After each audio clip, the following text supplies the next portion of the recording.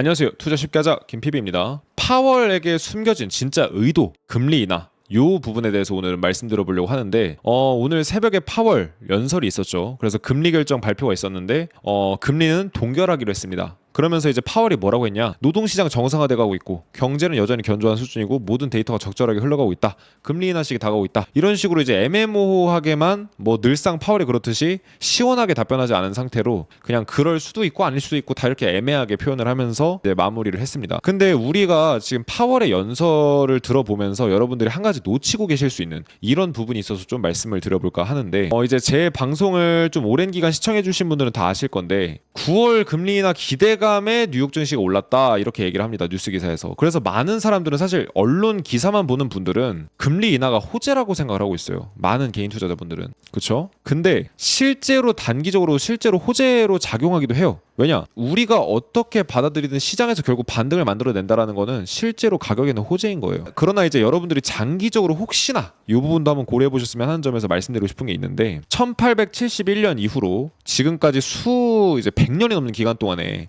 전형적인 하락장 패턴을 보게 되면은 첫 번째 금리 인하를 하고 나서 하락장이 본격적으로 진행되는 경향이 강하더라라는 데이터에서 그런 얘기를 합니다. 뱅크 오브 아메리카랑 뭐 블룸버그 등등에서 나온 데이터고요. 금리 인하는 늘 하락장의 재료로 활용되곤 합니다. 우리는 분명 금리 인하가 호재라고 생각했는데, 왜냐? 이자율을 낮춘다는 거니까 시장의 부담을 낮추고 유동성을 공급하는 거니까 결국 시장이 더 가는 거 아니야? 이렇게 생각하실 수가 있어요. 그럼 이제 우리가 일단 금리 인하가 왜 되는 건지를 알아야 될 것 같아요. 왜 금리 인하가 되는 거냐면, 이 금리를 조정하는 기관이 어딥니까? 중앙은행이죠. 중앙은행은 이제 각 국가마다 하나씩은 다 있지만 대표적으로는 미국의 연준이 대장이라고 생각하시면 돼요. 엔비디아가 상승하고 하락하는 거에 따라서 전 세계 시장이 올라가고 떨어지고 하는 것처럼 미국 연준이 어떻게 하냐에 따라서 이제 전 세계 중앙은행의 행동 패턴들도 어느 정도 결정이 되거든요. 근데 미국의 연준이 그럼 중앙은행으로서 하는 역할이 뭐냐? 통화정책이에요.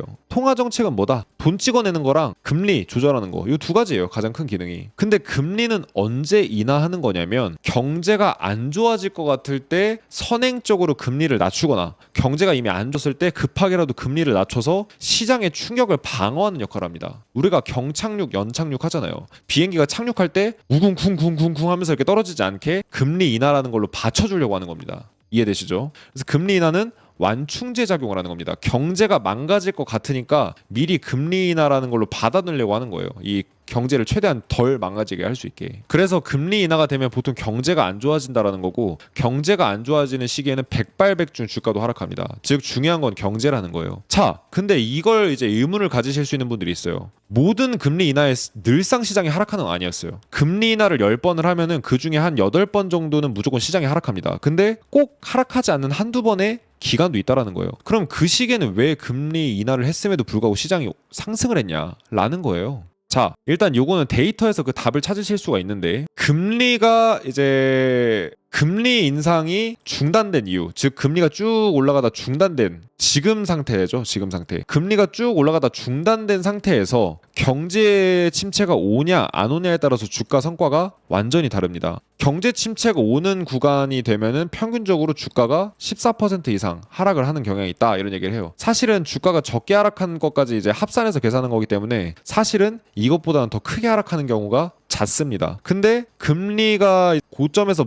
멈추고 나서 경제 위기가 없다면 주가는 올라가는 경향이 있어요. 즉 금리가 어떻게 되던 간에 1995년, 2018년 그리고 1989년 이렇게 얘기를 하는데, 경제 침체만 발생하지 않는다라고 한다면 금리와 무관하게 시장은 상승한다. 일단 근데 경제 침체가 오게 되면 주가가 상승한 적은 단 한 번도 없습니다. 즉 금리 인하보다 중요한 건 사실은 경제 침체인데, 아니면은 장단기 금리차 역전을 예로 들 수도 있어요. 왜냐? 장단기 금리차 역전이 되면은 경제는 웬만하면 무조건 침체되기 때문입니다. 이해되셨죠? 왜 그러냐? 우리가 데이터를 보게 되면은 금리 인하를 시작하는 상태에서 장단기 금리차가 역전이 안 된 때랑 장단기 금리차 역전이 된 때랑 성과가 달라요. 장단기 금리차 역전이 안 된 때는 어때요? 시장이 올라가려고 하는 경향이 있고, 장단기 금리차 역전이 되면은 시장이 떨어지려고 하는 경향이 있어요. 즉 금리가 인하되면 시장이 약세를 보이는 건 맞는데, 금리보다도 더 중요한 거는 장단기 금리차의 역전 여부입니다. 장단기 금리 차가 뭔데 장기 금리랑 단기 금리의 차이를 보여주는 거라 생각하시면 돼요.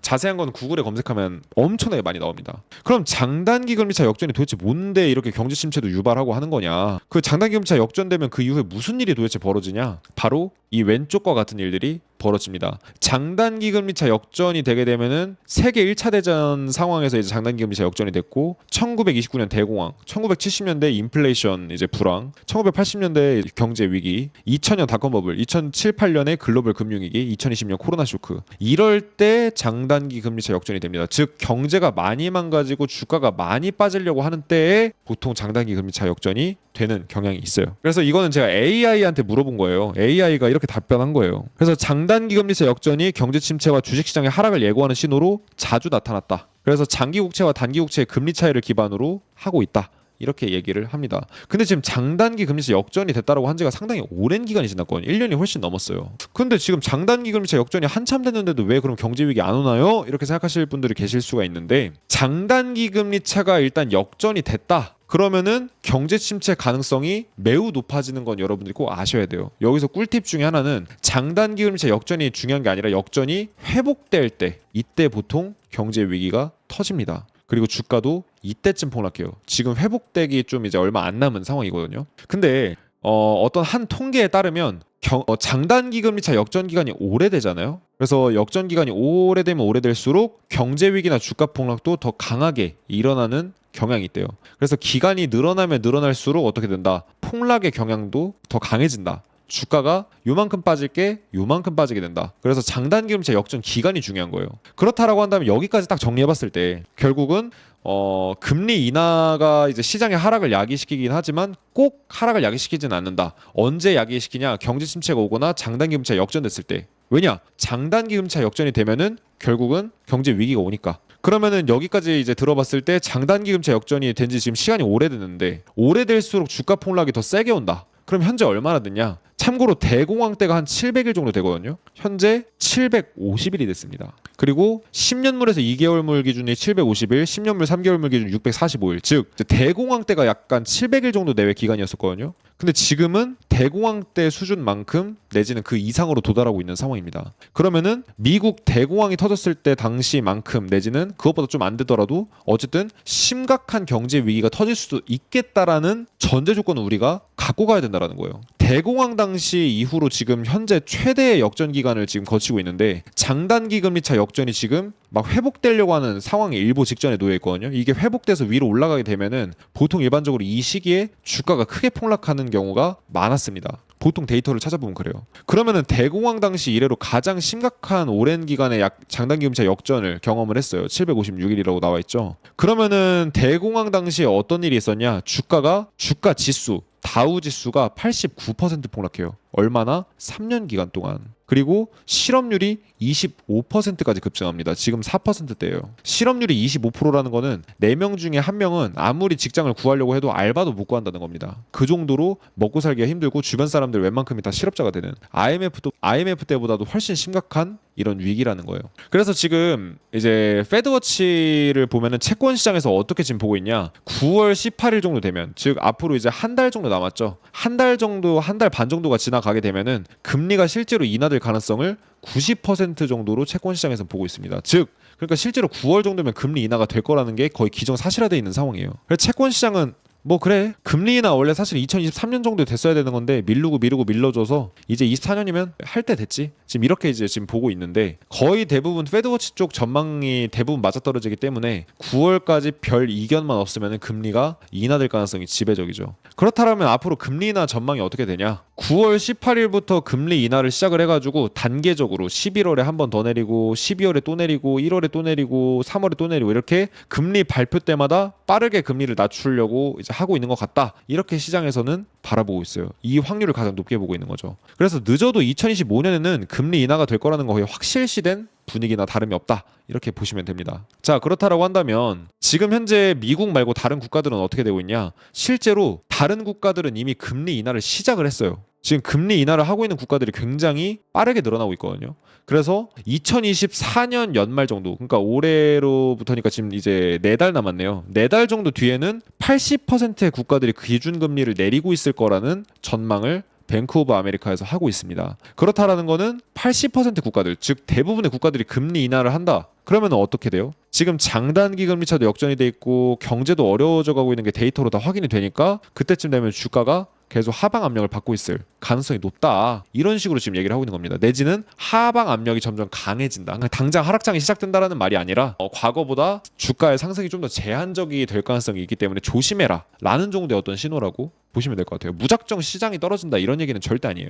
그래서 지금 이제 기준금리 트렌드를 보게 되면은 이미 기준금리 인하의 트렌드는 이제 거의 작년부터 계속 이제 이어져 왔고 기준금리 인하가 지금 본격적으로 이렇게 가파르게 전 세계 이제 국가들이 진행이 되고 있는데 참고로 코로나 쇼크 때 요 정도 속도로 금리 인하를 했고요. 글로벌 금융위기 당시에 기준금리가 이 정도로 이제 전 세계들이 인하를 했고 닷컴 버블 당시에 요 정도 속도로 인하를 했습니다. 지금은 그때보다 좀 약간 천천히 가는 분위기는 있지만 기준금리 인하 트렌드는 확실하게 잡혀져 있기 때문에 전 세계 경제가 앞으로 좀 어려워질 수 있을 거다? 이런 좀 이제 가능성이 점점 열리고 있는 건 맞는 것 같아요. 근데 참고로 여러분들이 미국만 바라보시면 안 되는 게 특히 한국 주식이나 이런 외국 주식에 투자하시는 분은 더 중요해요. 미국은 전 세계가 이렇게 도미노라고 하면은 경제 위기라는 거는 작은 국가나 부실한 국가부터 시작돼서 가장 마지막으로 튼튼한 국가가 무너지거든요. 근데 중국이 무너졌는데 지금 뭐 다른 국가들 멀쩡하니까 괜찮지 않냐? 중국은 앞에 있는 도미노예요. 다른 개발도상국이랑 함께 이미 진작부터 무너지기 시작했고 그 도미노가 지금 쭉 와서 미국까지 오고 있습니다. 그래서 이 미국까지 쓰나미가 올 때 동안 이거를 이제 나중에 와서 대비한다? 그때 이미 주가가 다 폭락했기 때문에 대응도 못해요. 최근에 여러분들 엔비디아는 혹시 빅테크 투자하시는 분들 계실지 모르겠는데 엔비디아가 주가가 4천조 원, 시총이 4천조 원에서 한 달 동안 1,000조 원이 증발을 합니다. 이때 여러분들 대응하실 수 있었나요? 손절 치실 수 있었나요? 이때 손절을 못 치셨다라고 한다면 여러분들은 경제 위기 오면 대응하면 되지. 이 말씀 하시면은 아마 안 되실 거예요. 왜냐? 대응이 이미 시총이 4분의 1이 날아갈 때 동안 대응을 못 하셨잖아요. 손절을 많이 할 거였으면 진작 했어야 되는데. 그렇죠? 그래서 나중에 반토막 나고 반의 반토막 나고 했을 때는 이미 늦는다라는 거예요. 그래서 조기 대응이 되게 좀 중요한데 지금 당장 모든 주식을 팔고 기다려라 이런 말씀을 드리고 싶은 건 아니고 여러분들이 생각하시는 투자의 방향성, 투자의 어떤 의도 그리고 생각 이런 거에서 리스크적인 부분만 조금만 더 한번 고려해 주셔서 뭔가 좀 현명한 판단해 주시길 바란다는 거죠. 그래서 이제 좀 오래전에 이런 기사가 나온 적이 있습니다. 유엔에서 무슨 얘기를 하냐, 개발도상국이 54개국이 파산 위기다 이런 얘기가 나온 적이 있는데 시간이 좀 지나고 어떻게 됐어요? 이미 세계 경제가 악화하고 있습니다. 우리나라 실물 경기 굉장히 안 좋아요. 그리고 주가도 어떻게 돼요? 2차 전지 계속 하락하고 있고 치고 올라오는 주식들, 바이오 주식이나 이런 주식들이 있기는 한데 일부에 불과합니다. 다 주가들이 거의 빌빌 기고 있어요. 그리고 실제로 이 기사 나온 이후에 얼마 안 가서 스리랑카가 파산했고 이외에도 각국 이제 국가들, 전쟁을 벌이고 있는 러시아, 우크라이나를 비롯해서 몇 가지 국가들, 수십 개 국가들이 지금 파산 위기에 몰리고 있는 이런 상황입니다. 근데 진짜 재밌는 사실을 지금부터 말씀드리려고 하는데 제가 아까 말씀드린 것처럼 이런 금리를 조절하는 기관은 어디예요? 중앙은행이에요. 중앙은행의 역할은 뭐예요? 돈 찍어내는 거, 그 다음에 이 돈 찍어내는 양을 조절하는 거, 그리고 금리 조절하는 거, 이 통화 정책을 하는 곳이 바로 중앙은행입니다. 그러면은 경제가 좋아지고 나빠지는 거를 기본적으로 보면서 금리 결정을 하기 때문에 이런 사실을 파월이 모를 리가 없어요. 경제가 망가져가고 있다라는 걸 파월이 모를 리가 없는데 데이터로 다 확인이 됨에도 불구하고 애매한 표현으로 지금 계속 회피하고 있죠. 예를 들면은 지금 졸트가 굉장히 빠르게 악화하고 있고 노동시장이 빠르게 얼어붙고 있거든요. 이건 얼어붙는다라는 표현이 맞아요. 근데 파월은 지금 뭐라고 얘기를 하냐? 노동시장 정상화라고 표현을 합니다. 그게 어딜 봐서 정상한가요? 실업률이 지금 계속 이제 바닥을 치고 있어요. 그럼 좋은 상태 맞잖아요. 고용이 지금 안정된 건데 이 실업률이 올라가는 거를 노동시장의 정상화라고 표현을 해요. 왜냐? 실업률이 과거에 요만치 평균적으로 이제 높을 때도 있고 낮을 때도 있었는데 평균적으로 요만큼이니까 실업률이 여기까지는 올라와야 정상이거든요. 평균적으로 중앙값이든 뭐 평균값이든 보면. 그래서 실업률이 살짝 올라와야지 노동시장이 정상화된 걸로 보기 때문에 그걸 정상화라고 표현을 해버려요. 그리고 인플레이션 2%. 그러니까 예를 들어서 지금 노동시장 사실은 뭐 문제 없을 거 아니에요. 어떻게 보면 일자리 넘쳐나고 실업률 바닥인데, 그쵸? 근데 노동시장의 정상화라고 표현하는 건 그만큼 지금 노동시장이 과열됐고 너무나 일자리가 많기 때문에 이걸 좀 진정시킬 필요가 있다, 이런 얘기를 하는 거나 마찬가지라고 저는 봅니다. 그리고 인플레이션 2% 잡아야 된다 이런 식으로 얘기를 하는데 이미 인플레이션 잡히고 있어요. 많이. 시간 지나면 다 잡힐 겁니다. 그래서 금리 인하는 결국 뭐냐면은 경제가 망가질 것을 고려한 완충장치 같은 거예요. 그러니까 금리 인하는, 그래서 제가 엑셀 밟는 거라고 마찬가지로 이렇게 말씀드리는데 자동차가 엑셀을 안 밟으면 결국 멈추잖아요. 자율주행이 아니면은. 그래서 차가 쭉 달리다가 속도가 늦어졌어요. 경제가 이제 점점 성장하지 않습니다. 그래서 경제가 이제 뒤로 후퇴하려고 할 것 같을 때 고속도로에서 이제 속도 줄이면 사고 날 거 아니에요. 그러니까 다시 자동차가 잘 달릴 수 있도록 페달을 밟는 이런 기능을 하는 거예요. 금리 인하가. 그래서 경제가 망가질 것을 고려한 완충 장치 같은 역할을 하기 때문에 이게 금리 인하라는 것에는 이런 속내가 숨어져 있다. 실제로 방금 전에 노동시장 정상화라고 얘기를 했는데 졸트 구인 이직 보고서를 보게 되면은 재미있는 사실 하나 있어요. 이거 진짜 여러분들 실제로 유익하니까 꼭 가져가세요. 자, 이때 당시 닷컴 버블 터졌고요. 금융위기 터졌고요. 코로나 쇼크 터졌고요. 지금이에요. 어떤 공통점이 있나요? 실업률에는 문제가 없어 보이지만 구인이랑 이직 보고서 보면은 일자리랑 채용률 이런 것들이 고점에서 악화돼 갈 때 보통 경제 위기가 터집니다. 닷컴 버블, 글로벌 금융위기, 코로나 쇼크 각각 주가가 이때는 거의 주가가 반토막 이상이 났고요. 나스닥 이때 당시 뭐 70%인가 빠졌어요. 고점 대비 70%. 그러니까 지금 엔비디아가 고점 대비 70%나 빠질 수 있다는 이런 얘기나 다름이 없는 거죠. 닷컴버블이랑 비교하면. 그리고 코로나 쇼크. 이런 걸 미리 예측할 수 있는 지표 중에 하나가 뭐냐? 졸트예요. 이거 진짜 꿀팁입니다, 여러분들. 이거는 별표하시고 꼭 집중해 주세요. 근데 지금 졸트 보고서상으로 고용시장이 악화가 되기 시작한 지가 꽤 오랜 시간이 지났어요. 이거를 파월은 노동시장의 정상화라고 얘기를 해요. 이게 정상화인가요? 악화돼 가고 있다라고 표현해야 되는 거 맞는 거 아닌가요? 근데 악화되고 있다 이렇게 표현하면 어떻게 되냐? 사람들한테 욕먹죠. 난리 나죠. 그러니까 노동시장의 정상화라고 계속 애둘러서 표현을 하는 겁니다. 이게 파월의 진짜 숨겨진 의도라는 거예요. 그래서 구인 이직 보고서가 고점에서 떨어지게 되면은 어떻게 된다? 코로나 쇼크, 금융위기, 닷컴버블 이런 게 터지면서 왜냐? 일자리가 줄어든다는 거는 경제가 안 좋아진다는 얘기잖아요. 그래서 주가도 폭락하는 사건이 나오는데 이게 주가가 폭락하기 전에 경제가 망가지기 전에 미리 노동시장부터 악화되는 게 이렇게 뚜렷하게 확인이 됩니다. 그래서 이것만 봐도 경제 위기를 대략적으로 가늠하고 예측할 수 있어요. 미리. 파월 다 알고 있어요. 이거. 파월뿐만 아니라 미국 중앙은행에서 근무하는 사람 태반이 이걸 모를 리가 없어요. 근데 왜 말을 안 해줄까요? 왜 골드만삭스나 이런 데는 다 입을 닫고 있을까요? 여러분들 그거 아세요? 연준의 주주가 누군지 아세요? 연준은 한국은행처럼 우리나라 국가가 운영하는 게 아니에요. 연준은 미국이 운영하는 게 아니라 미국이 물론 이제 고용권이나 이런 걸 갖고 있긴 하지만 실질적으로 이제 미국이 어떤 컨트롤하는 권한은 있지만 실질적으로 연준의 주주는 JP모건, 시티뱅크 이런 사립 기관들입니다. 얘네들이 모여서 만든 게 연준이에요. 그래서 연준이 국채 발행하고 뭐하고 하는 과정에서 이자 나오는 것 중에 일부를 사립은행들에서 배당을 받아갑니다. 이거 알고는 계셨나요, 여러분들? 재밌죠? 그럼 연방준비제도라는 게 미국 연준이 언제 생겼냐면은 1913년 12월 23일에 생겼어요. 제가 알기로는 저도 이제 역사를 더 배워야 되고 공부해야 되는 사람이지만 제가 알기로는 JP모건이 이 당시에 너무 시장을 쥐고 흔드는 거예요. 기업들한테 돈 빌려주고 막 우리나라 옛날에 그 전에 이제 대통령 중에 한 분이 약간 그 사채업자들 다 양지로 이제 끌어올리고 약간 사채업자를 다 죽여버렸잖아요. 이렇게 뭔가 사채 시장을 약간 이렇게 양성화시키고 사채 시장을 약간 뭔가 좀 눌렀잖아요. 근데 미국에서도 그런 일이 있었다라는 거예요. JP모건이나 이런 이제 일부의 금융 대기업들이 막 시장을 너무 쥐고 흔드니까 연준이라는 걸 설립해서 이걸 좀 투명하게 관리 감독하려고 이렇게 설립이 됐다. 이런 이제 설이 있어요. 근데 1913년 12월 23일에 설립이 됐습니다. 그 이후로 100년이 넘는 시간이 지났죠. 자, 여기서 소름 돋는 사실 하나 말씀드리겠습니다. 연준이 설립된 이후에 경제 위기를 미리 경고하거나 실업률이 터질 거다 경고하거나 주가가 폭락할 거다 경고하거나 이런 적이 있었냐? 한 번도 없습니다. 근데 얘네들은 다 알 수가 있어요. 데이터들을 미리 추적을 하고 있기 때문에 여러분들 100년이 넘는 기간 동안 금융위기, 대공황 등등등등 다양한 걸 다 겪었습니다. 그러면은 시장을 어느 정도 예측할 수 있는 그런 툴과 노하우들이 분명히 있거든요. 왜냐면 저도 알고 있는데 이 사람들이 모를 리가 없잖아요. 근데 왜 얘기를 안 해줄까요? 여러분들 영화에서 재난 영화 같은 거 보시면은 막 사람들이 쓰나미가 오거나 뭐 소행성이 우리 지구에 충돌하거나 어떤 뭔가 지구에 문제가 생기는 일이 발생해요. 그거를 기득권층이 대중들한테 얘기를 해주나요? 절대 안 해주죠.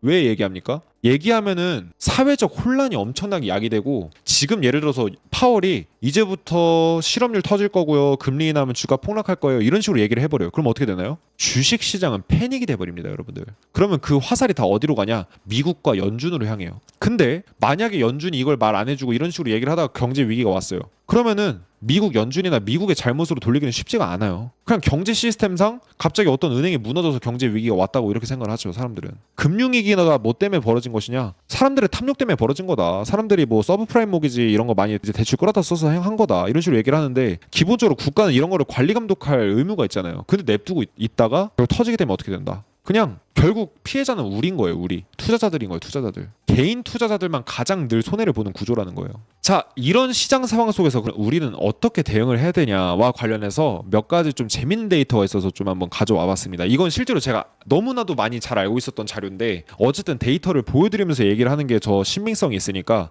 제가 최근 데이터를 하나 갖고 왔어요. 이게 무슨 데이터냐면 금리 인하를 하기 전 그리고 하나 하고 난 이후에 주식시장에서 성과를 비교해 보면은 소형주 대 대형주를 좀 비교해 봤습니다. 근데 금리 인하를 하기 전에는 보통 이제 이게 떨어지면은 대형주 쪽에 성과가 좋다라는 거거든요. 금리 인하 전까지는 대형주가 성과가 좋은 경향이 있습니다. 근데 금리 인하를 하고 나면 어떻게 돼요? 소형주가 성과가 더 좋은 경향이 있습니다. 경제가 보통 악화되기 시작하면은 이미 악화되기 전부터 중소기업들은 이미 죽어나요. 그래서 대형주들 주가가 오를 때 중소형주는 다 떨어져서 이미 바닥입니다. 근데 경제 위기 터지고 뭔가 주가가 폭락할 일이 생겨요. 엔비디아 막 떨어지기 시작해요. 그러면 소형주는 떨어질 데가 없냐? 떨어질 데가 있냐? 떨어질 데가 없어요. 너무 떨어져서 지하실에. 더 떨어지긴 하겠지만 대형주가 10% 떨어질 때 오히려 소형주는 5%만 떨어지거나 오히려 플러스 5%를 기록한다 이거예요. 그래서 상대 성과가 좋더라. 상대 성과. 그러니까 소형주가 오른다는 게 아니라 금리 인하 치고 나서 소형주가 오른다는 게 아니라 상대적으로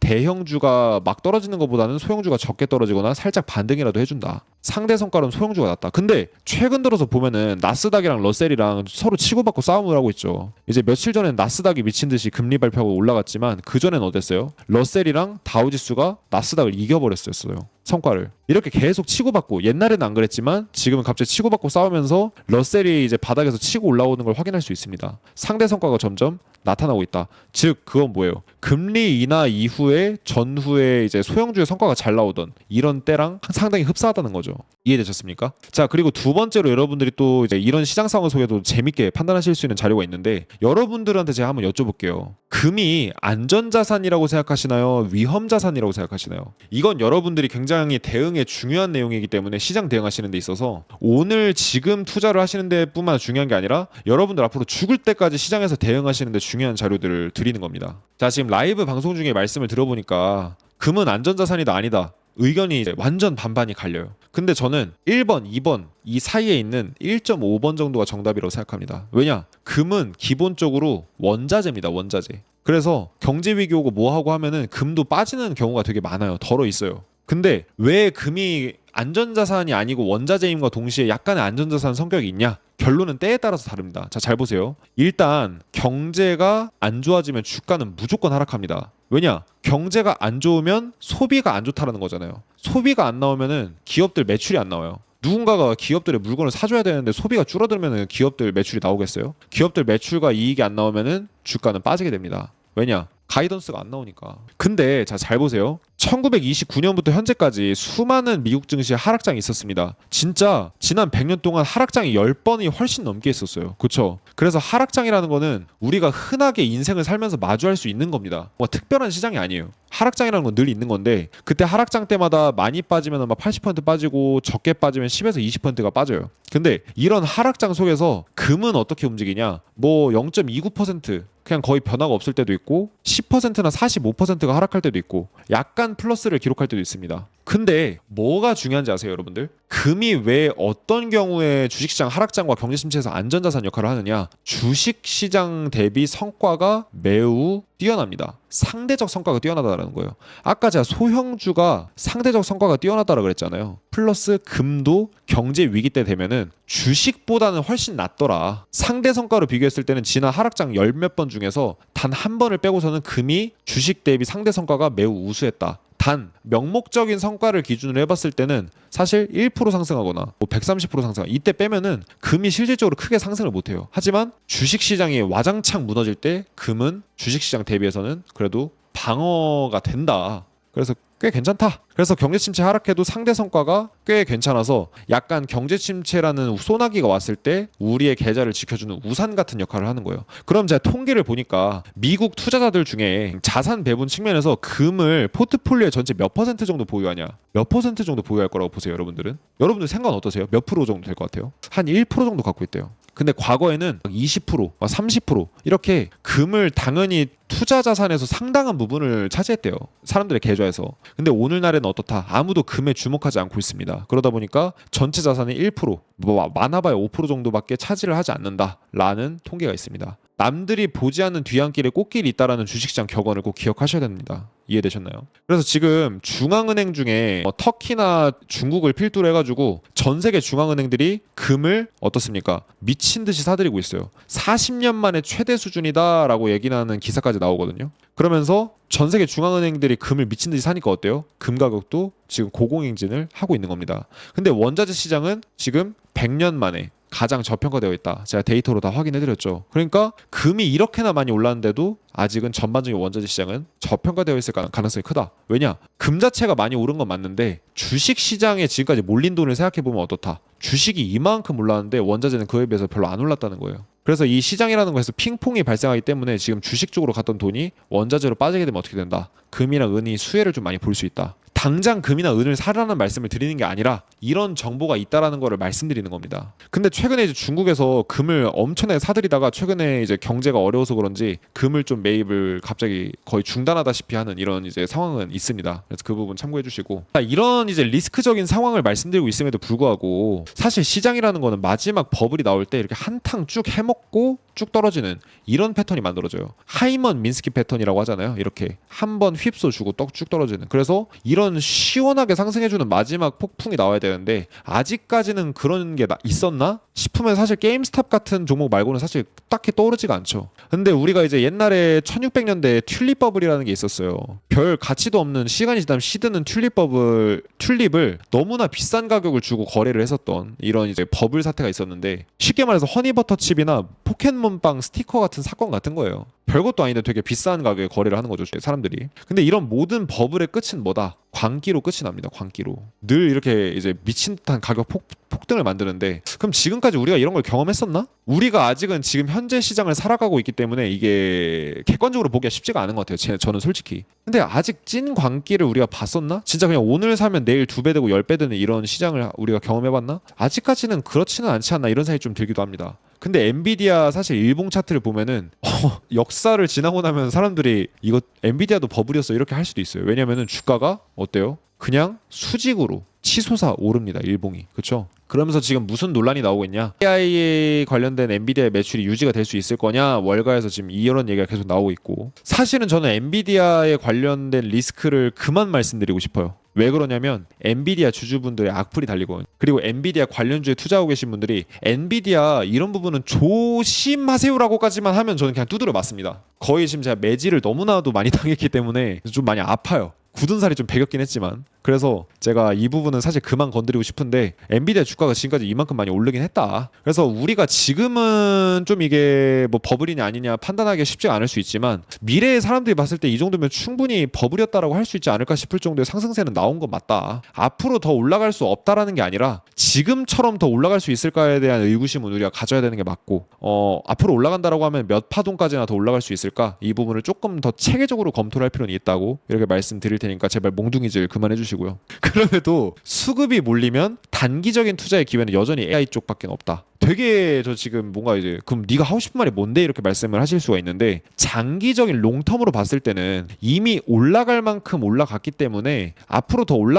예전만큼 더 폭풍 같은 상승세가 앞으로도 지속돼서 5년 10년이고 계속 갈 거다, 이런 생각을 하시기보다는 단기적인 투자, 요 기간 동안의 단기적인 투자로 잠깐 내 계좌를 수익을 내는 데 정도의 용도로는 저는 단기 투자 정도는 괜찮다라고 생각합니다. 하지만 그리고 실제로 AI밖에 투자할 게 없어요. 전 세계의 모든 돈들이 다 AI로 몰리는데 뭐 별 수 있습니까? 버블이든 아니든 결국은 이것밖에 할 게 없는데, 그 대신에 장기로 한 5년 10년 가져간다는 생각보다는 단기적으로 좀 이런 이제 좀 고평가 우려감에 대한 리스크가 있으니 단기로 투자하면 우리가 수익도 챙길 수 있는 기회도 생기고, 만약에 좀 떨어진다 싶으면 바로 손절 치면 되고, 그럼 리스크 관리도 되고, 그 다음에 장기적으로 뭔가 보유했을 때 가져올 수 있는 이 시장의 체계적 위험을 방어할 수 있잖아요. 그리고 투자의 기회는 늘 많기 때문에 조급할 필요도 없죠. 그렇죠? 그래서 이렇게 오늘 시장 상황에 대해서 총체적으로 정리해보면서 금리로 시작해가지고 시장 상황에 대한 전반적인 여러분들한테 인사이트가 될 수 있을 만한 부분을 정말 많이 정리해드렸는데, 제가 이걸 새벽에 한 두세 시간을 이제 PPT 작업을 하면서 방대한 데이터를 수집하고 분석을 하고 이게 뭘 의미하는 데이터인지, 여기 데이터가 실수는 없는지 이런 걸 검토하고 여러분들한테 이걸 작업을 하는데 생각보다 정말 많은 시간이 들어가요. 노고도 많이 들어가고 머리도 많이 써야 됩니다. 막 그냥 자리에 앉아서 막 떠드는 것 같지만 진짜 이게 준비하는 시간이 정말 많이 필요해요. 그래서 사실은 어떤 부분을 좀 조심하세요라고 하면은 그쪽 분야에 투자하고 있으신 분들은 반발이 엄청 심해요, 진짜. 여러분들이 제 쇼츠나 편집 영상 보다 보면 사람들이 왜 이렇게 악플을 달지? 왜 이렇게 좀 저렇게 심하게 얘기하지? 이런 생각이 드실 수가 있어요. 근데 그거는 그쪽 분야에 투자하고 계신 분들이라면 어쩔 수 없이 당연하게 나오는 반응일 수도 있어요. 예를 들어서 내가 어떤 사람을 좋아하고 있어요. 어떤 여자나 남자를 좋아하고 있어요. 막 결혼할 거예요. 근데 누가 제 이성에 대해서 야 친구야 근데 이건 조금 이거 한번 네가 한번 뒷조사를 해봐. 네가 좀 저분 이거 좀 이상한 것 같아. 이렇게 얘기를 하면은 어떻습니까? 반발심부터 생기죠. 결과가 어떻든지 간에 일단 내가 이 종목에 대한 애정이 많으면 많을수록 어떤 약간의 어떤 그런 이제 리스크적인 부분을 살짝만 언급을 해도 반발심이 나오게 돼 있어요. 그건 인간의 자연스러운 본능이에요. 그만큼 여러분들이 투자를 열정적이고 여러분들의 종목을 사랑하고 계신다는 반증입니다. 그렇죠? 그래서 저는 욕먹으면서 사실은 그럼에도 불구하고 욕먹을 거 알아요. 하지만 여러분들이 그래도 그래 한번 생각은 해볼까? 이런 생각이라도 하실 수 있게, 그러니까 만약에 제 말이 틀렸어도 상관없어요. 여러분들이 한 발짝 돌다리도 두들겨 보시고 건너실 수 있게, 그럼에도 제 얘기를 들으셨는데 확신이 들으면 그냥 투자 열심히 하시고 장기 투자하시고 해야죠. 그래서 여러분들이 돌다리도 두드려 보시고 건너실 수 있는 이런 뭔가 안전판 역할을 저는 하고 싶은 거예요. 그래서 여러분들이 이런 제 정성을 만약에 조금이라도 알아주신다고 한다면 좋아요, 댓글, 구독, 알림 설정 부탁드립니다. 조떼꾸알이라고 하더라고 이걸 요즘에. 발음 조심해야 되는데 아무튼 부탁드리고, 늘 저를 이제 유튜브 봐주시고 최근에 제 유튜브 신규 유입되신 분도 계시고 옛날부터 봐주신 분도 계시는데 앞으로도 그 여러분들 감사히 이렇게 여러분들 사랑 받으면서 무럭무럭 커가도록 하겠습니다.